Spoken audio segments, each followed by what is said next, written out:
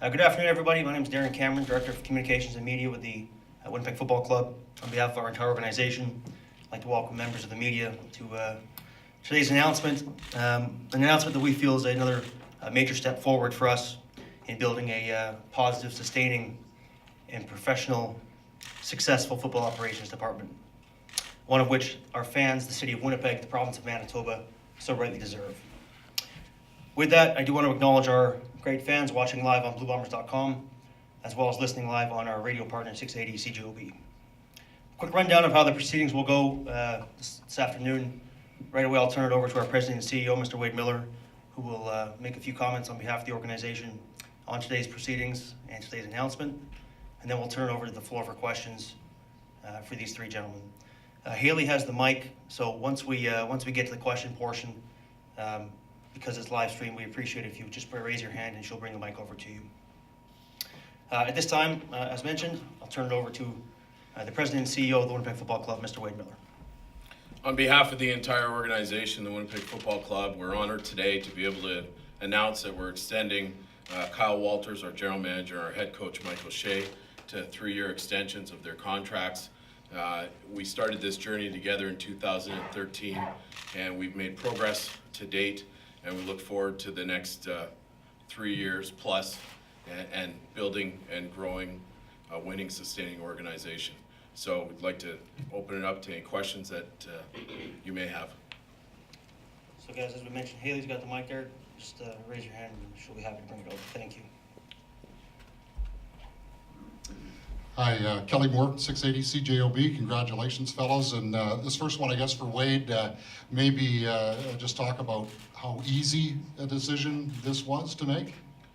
This wasn't a tough decision at all. This is, what Kyle and Mike have done have been phenomenal in where we started from to where we are in 2016. And, finishing with a record this year that was the best since 2003 is definitely an example of that. And obviously, we want to win a Grey Cup every year, and that's what our focus is. But we had a good start in 2016 and a run, and now it's time to build on that for 2017, and these are the two gentlemen to do it.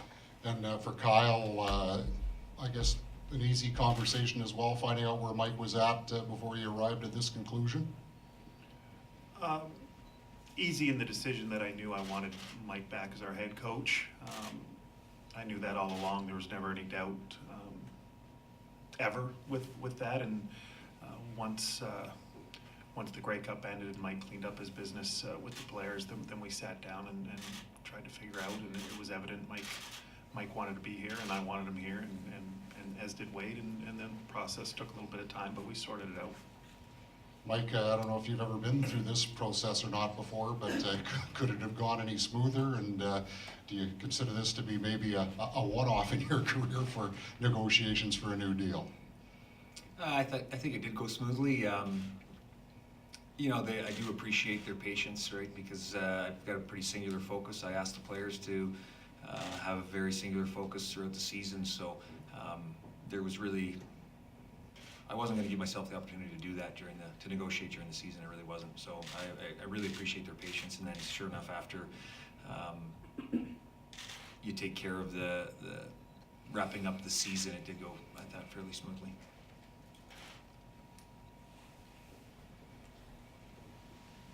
So Kyle, when and where did you meet with Mike to have the negotiations?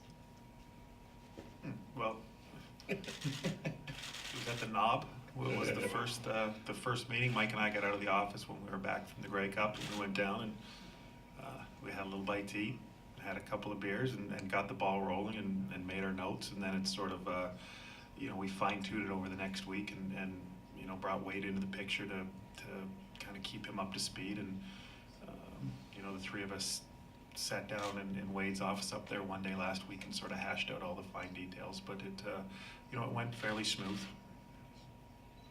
Now I know you guys are fan, but what do you think it is that Mike has that's going to help guide this team to the Grey Cup ultimately?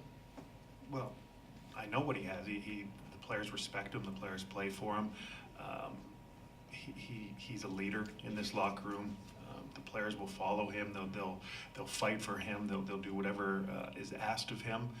It's evident to see that the leadership qualities that he brings and the integrity that he brings, and to get a locker room of this size with the different dynamic and diversity of players to all buy in to what he sees as the winning formula. It's easy to see, and it's easy to believe in him, and I certainly do, and as do the players. And Wade, to you too, like the when, where, and why for Kyle's extension. That was something that, Kyle and I had talked earlier in the season about, and had a handshake and figured it out at the end of the year. And, we were sitting at a different establishment than the Knob, and started talking, and, that's something Kyle and I from day one have had the same vision. And, Kyle was the first person that I spoke to in this organization when I started back in 2013. And so we've been down the same path and the same vision since back in August of 2013. So it was pretty easy to be able to continue that on with the work that Kyle and his scouting department have done. And I think this year you've seen that. You look at the 5 Western All-Stars, you see one that came through a trade, you see another one that came through the scouting, and then you see what's been done in free agency as well, and then you see what's been done in the CFL draft. And it's a good representation of the work that Kyle and his team has done in the scouting department. And why 3 years for everybody? It just worked out that way. Yeah. I know there were different circumstances, but the 3 years that you and Kyle have been together, compared to the 3 years before, are very similar in numbers. Obviously, everybody who was around it knows there were different circumstances and things like that. What specifically is different about this record compared to the one from before, where you said famously the record speaks for itself? Yeah, and I think that you can see that there's building that's going on.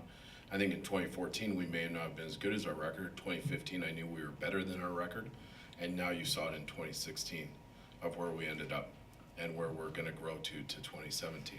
You look at having 2 picks in the first round this year. You look at what we're doing in the scouting department, what Kyle and his team is doing. I think it's completely different than it was 3 years ago. Can you speak to some of the differences? In What's different? Well, I think you see the quality of the players that are in here. You see a team that's been built. You got 5 CFL All-Stars this year. I think it's completely different. Mike, have you decided on your coaching staff yet? No. No? This process took a little bit of time, and it did go smoothly, but it hasn't really allowed me the time I need to look at everybody's contracts and see where that goes. Obviously, I would favor continuity. So I've got to get with each coach and ask them what their thoughts are, what their plans are, and we'll go from there.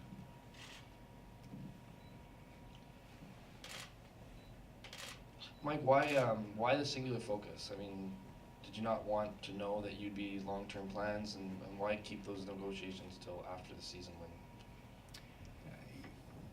It's as I said, I ask my players to try to eliminate all distractions, and I just feel that if I'm not doing the same, then I'm not being the type of leader that I need to be.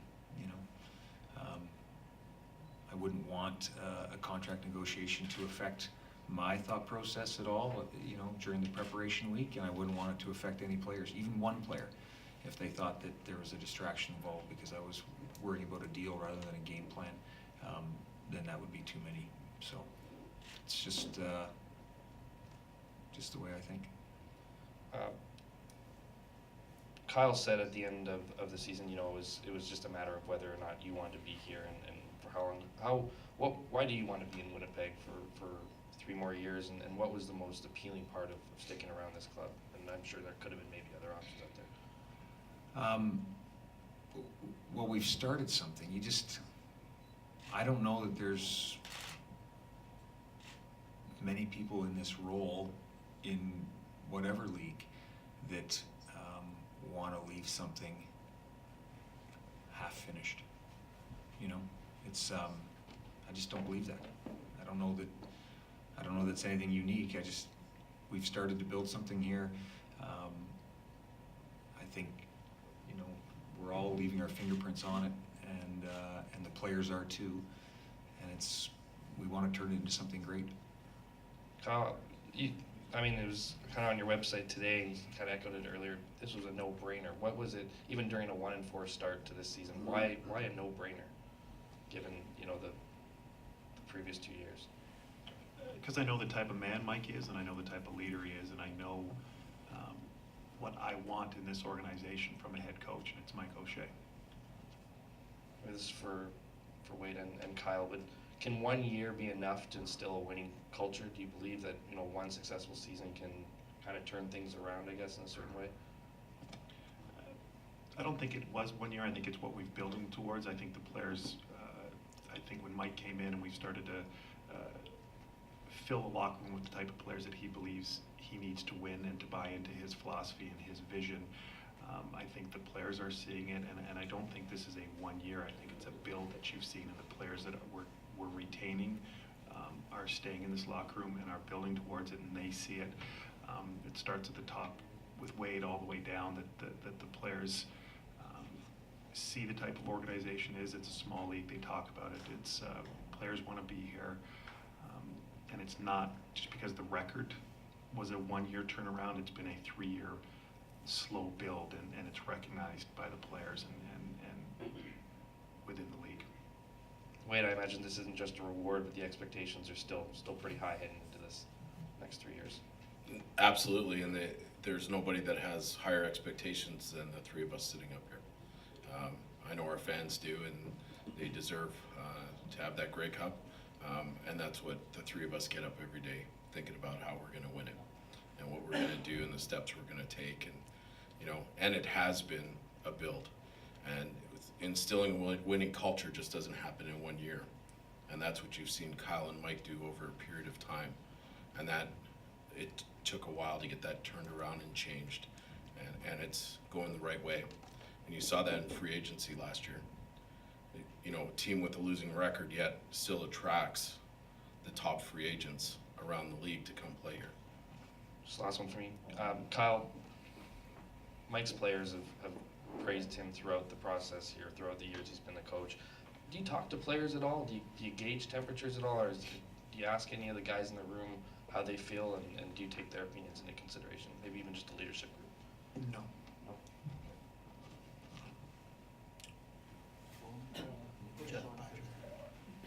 So Kyle, have you spoken to Matt Nichols' agent, and how are contract negotiations going with your quarterback? Yes, slowly. There are reports that he is asking for somewhere around $450,000. Are you guys even close? Have you talked numbers already? Yeah, we've talked numbers, and I'm not going to get into it publicly. I respect Cameron. Cameron Foster's his agent. He's a good guy. This is normal. It's not public for public consumption, and him and I will continue to talk, and we'll see if we can get something figured out. Are you confident you'll have Matt Nichols back?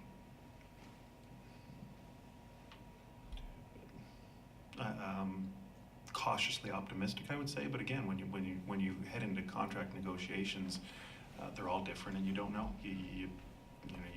I can't speak for what Cameron and Matt are thinking. I can only tell you what I'm thinking, and it's very hard to predict. Do you have plans B, C, D, and E in case Nichols doesn't re-sign here? Yes, Yeah, it's all been mapped out. for sure. Okay. Wade, when the team was on that 7-game winning streak, you guys weren't selling out the stadium. Are you going to do something differently to address that, or do you have any idea why that wasn't the case? When the complaints in the past have always been the team isn't playing well, and then when they do, it doesn't sell out. No, we had a tough home schedule this year, based on our schedule we were given by the CFL, and not having games basically in the whole month of August was tough. So a lot of that winning was done when we weren't here. So the fans will come back to the stadium. It's going to take time. They're watching it on TV. The ratings are very strong, so we look forward to having them back in the stadium It's just gonna take some time, and we understand that. We didn't end up where we were overnight, and it's gonna take time to get our fans back into the seats, and that will happen. We'll take a couple more, and then Coach and Kyle will be available at the backdrop as well. Darren? Mike, by all accounts, sounds like you took your time with your exit meetings with your players. Is there anything that you gleaned or learned from talking with all of them individually that, you know, since the season ended at least? Yeah, I've got a note I wrote down a note from every single player that I talked to, and I think it's important. You can learn a lot. Some of the stuff is just not for, to be shared publicly. I think the overall sense of the enjoyment of coming to work every day is there. You know, they get a lot of job satisfaction, and then overwhelmingly the disappointment how the season ended, and the disbelief that we weren't in the Grey Cup. That was a very positive feeling. You know, emotionally not good in the meetings, but positive in terms of, to a man, this is the end of the season was nothing that they expected. You and I and other reporters have talked about you never being satisfied by always wanting to improve your team, but is there any level of satisfaction with the room you built, the culture within these four walls after 3 years? As I said at the end of the season, I think we're building something here. I've liked what we've started. I said that, but we're not satisfied, and nobody is. And you know, we've got, as every team does, we have one goal when we start the season. It helps that we've come together as a team, but you know, we've got to make sure we hold on to that for the next 6 months and start at a higher level when we come back in May. Okay. All right, guys, that's going to close out the formal proceedings and the live streaming as well. Kyle and Mike will be available at the backdrop. Thanks very much.